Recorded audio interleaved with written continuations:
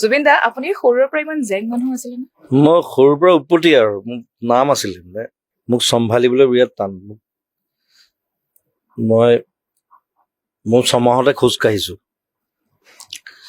সেইটো এটা অলপ আনকনভেনচনেল কথা এটা 6 মাহত খোজ নাকাঢ়ে সাধাৰণতে কোনো 6 মাহত মই খোজ কাঢ়ি দিলো তাৰপিছত মোক মায়ে মানে উৎপাতৰ কোবত মানে মই